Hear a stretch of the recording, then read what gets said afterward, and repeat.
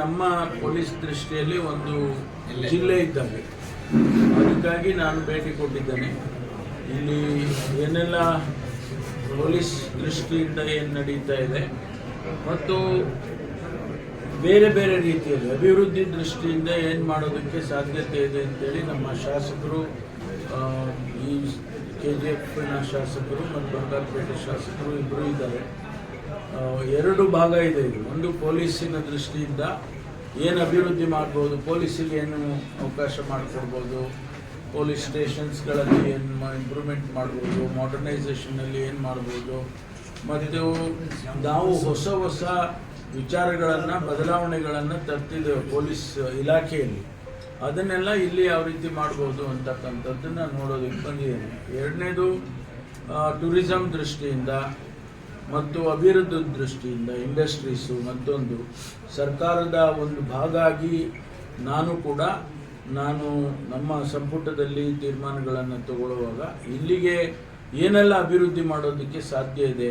ಭಾಳ ದೊಡ್ಡ ಇತಿಹಾಸ ಇದೆ ಇಲ್ಲಿ, ಹಿಸ್ಟಾರಿಕಲ್ ಪ್ಲೇಸ್ ಇದೆ.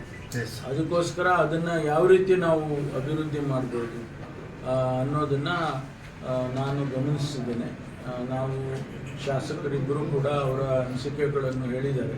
ಒಂದು ಟೂರಿಸಂ ಸ್ಪಾಟ್, ಇಲ್ಲಿ ಒಂದು ಟೂರಿಸಂ ಸೆಂಟರ್ ಮಾಡೋದಕ್ಕೆ ಒಂದು ಪ್ರಸ್ತಾವನೆಯನ್ನು ತಯಾರು ಮಾಡಬೇಕು.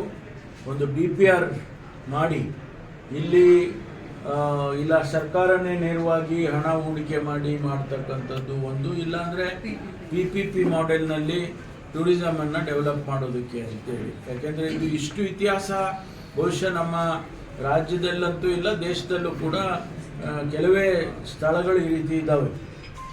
ನಮಗೆ ಪ್ರೀ ಇಂಡಿಪೆಂಡೆನ್ಸ್ ಕಾಲದಿಂದ ಹಿಡಿದು ಇನ್ನು ಹಿಂದಕ್ಕೆ ಹೋದರೆ ಕೃಷ್ಣದೇವರ ಕಾಲಕ್ಕೂ ಹೋಗಬೇಕಾಗ್ತದೆ. ಆ ಕಾಲದಿಂದಲೂ ಕೂಡ ಇಲ್ಲಿ ಚಿನ್ನದ ಏನು ಮೈನಿಂಗ್ ಮಾಡ್ತಾಯಿದ್ರು, ಗಣಿಗಾರಿಕೆ ಮಾಡ್ತಿದ್ರು, ಅದು ಇತಿಹಾಸ ಇದೆ. ಇದೆಲ್ಲ ನಮಗೆ ಈಗ ನಿಮಗೂ ನಮಗೂ ಒಂದು ಸ್ವಲ್ಪ ಗೊತ್ತು, ನಮ್ಗೆಲ್ಲ ಅರ್ಧ ಗೊತ್ತಿಲ್ಲ ಈಗ ಅಲ್ವಾ, ಅರ್ಧನೂ ಗೊತ್ತಿಲ್ಲ, ಕಾಲು ಗೊತ್ತಿರೋದು, ನಮ್ಮ ಕಾಲು ಗೊತ್ತಿಲ್ಲ ಅನಿಸುತ್ತೆ. 5-10% ಗೊತ್ತಿರ್ಬೋದು.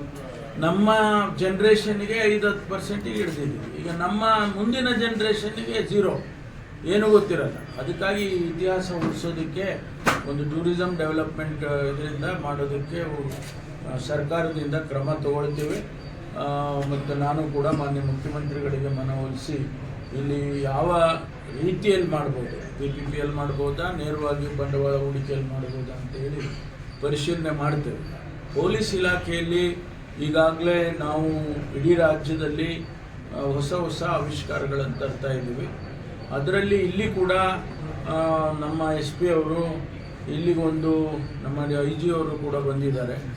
ಅವರು ಏನು ಹೇಳ್ತಿದ್ದಾರೆ ಅಂದರೆ ಇಲ್ಲಿ ಒಂದು ಟ್ರೈನಿಂಗ್ ಸೆಂಟರ್ ಮಾಡಿ, KSRP ಟ್ರೈನಿಂಗ್ ಸೆಂಟರ್ ಮಾಡಿ ಅಂತ ಸಜೆಷನ್ ಕೊಟ್ಟಿದ್ದಾರೆ. ಅದನ್ನು ಕೂಡ ನಾನು ಎಕ್ಸಾಮಿನ್ ಮಾಡ್ತೇನೆ. ಯಾಕೆಂದರೆ ಇಲ್ಲಿ ಒಳ್ಳೆಯ ಅವಕಾಶ ಇದೆ, ಒಳ್ಳೆಯ ವಾತಾವರಣ. ಒಂದು ಬೆಟಾಲಿಯನ್ ಅಂದರೆ 1,000 ಜನ ಇರ್ತಾರೆ, 1,000 ಜನ ಟ್ರೈನಿಂಗ್ ಟೀಚರ್ಸ್. ಅದಕ್ಕೆ ತಕ್ಕ ಹಾಗೆ ನಮ್ಮ ಸಿಬ್ಬಂದಿ ಇರ್ತಾರೆ.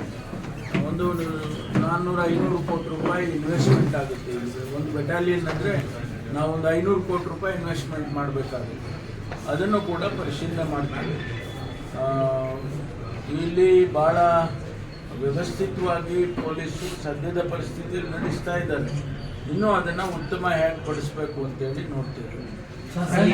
ಬ್ಯಾಂಗ್ಳೂರಲ್ಲಿ ಕ್ರೈಮ್ ರೇಟ್ 30% ಜಂಪ್ ಆಗಿದೆ. ಕಂಪೇರಿಟಿವ್ಲಿ 2023 30%. ಎಷ್ಟೋ ಮೆಷರ್ ತೊಗೊಂಡಿದ್ದೀರಾ ಬೇರೆ ಇದೆಯಾ?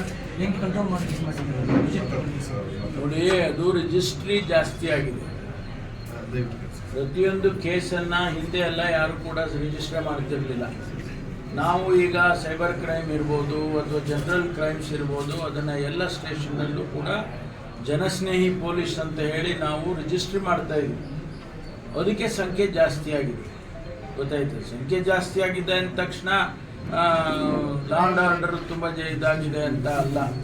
ನಾವು ರಿಜಿಸ್ಟ್ರಿ ಮಾಡ್ತೀವಿ. ಈಗ ಉದಾಹರಣೆಗೆ ಸೈಬರ್ ಕ್ರೈಮು ಮೊದಲೆಲ್ಲ ಒಂದೇ ಒಂದು ಪೊಲೀಸ್ ಸ್ಟೇಷನ್ ಇದ್ದಿದ್ದು. ಈಗ ನಾವು ಇಡೀ ರಾಜ್ಯದಲ್ಲಿ 46 ಪೊಲೀಸ್ ಸ್ಟೇಷನ್ ಮಾಡಿದ್ದೀವಿ ಸೈಬರ್ಗೆ. ಅದು ಸ್ವಾಭಾವಿಕವಾಗಿ ಸೈಬರ್ ಕೇಸಸ್ನ ರಿಜಿಸ್ಟರ್ ಮಾಡ್ಕೊಳ್ತಾರೆ. ಹಾಗಾಗಿ ನಂಬರ್ ಜಾಸ್ತಿ. ಇವೆಲ್ಲ ಐತಿಹಾಸಿಕ ಸ್ಥಳ ಅಂತ ಹೇಳಿದ್ರು ಸರ್. ಇದನ್ನು ಉಳಿಸೋದಕ್ಕೆ ಮೊನ್ನೆ ಮೈನಿಂಗ್ ಸೆಕ್ರೆಟರಿ ಬಂದಾಗ ಅವ್ರು ಕೇಳಿದ್ರು, ನಮಗೆ ಕರ್ನಾಟಕ ಎಂಟ್ರೆನ್ಸ್ ಸೆಕ್ರೆಟರಿ ಫೋರ್ಸ್ ಕೊಡಿ ನಮಗೆ ಅಂತ ರಿಕ್ವೆಸ್ಟ್ ಮಾಡಿದ್ರು. ಬಟ್ ಸ್ಟೇಟ್ ಗೌರ್ಮೆಂಟು ಕೊಡೋಕ್ಕಾಗಲ್ಲ ಅಂತ ಹೇಳಿದ್ರು. ಮೊದಲೊಂದ್ಸಲಿ ನೀವು ಪೋಸ್ಟ್ ಮಾಡಿದ್ವಿ ಇಂಟ್ರೆಸ್ಟ್ ಯಾವ್ದಾದ್ರು BGM ಉಳಿಸೋದಕ್ಕೆ ಅವ್ರ ಪ್ರಾಪರ್ಟಿ ಕಾಪಾಡೋದಕ್ಕೆ. ಯಾಕೆ ಸರ್ ಇವತ್ತು ಕೊಡ್ತಾ ಇಲ್ಲ? ಗೊತ್ತಿಲ್ಲ ನನಗೆ. ಹಿಂದೆ 4 ವರ್ಷದಿಂದ ಭಾರತೀಯ ಜನತಾ ಪಾರ್ಟಿ ಸರ್ಕಾರ ಇದೆ, ಮೋದಿ ಸರ್ಕಾರ. ಈಗ ನಾವು ಬಂದ ನಂತರ ಅಂಥ ಪ್ರಸ್ತಾವನೆ ಏನೂ ಆಗಿಲ್ಲ. ಒಂದು ವೇಳೆ ಅದಕ್ಕೆ ಅಗತ್ಯ ಇದ್ದರೆ ನಾವು ಖಂಡಿತವಾಗಿ ಅದನ್ನು ಪ್ರೊವೈಡ್ ಮಾಡೇ ಮಾಡ್ತೀವಿ. After all it is governments property.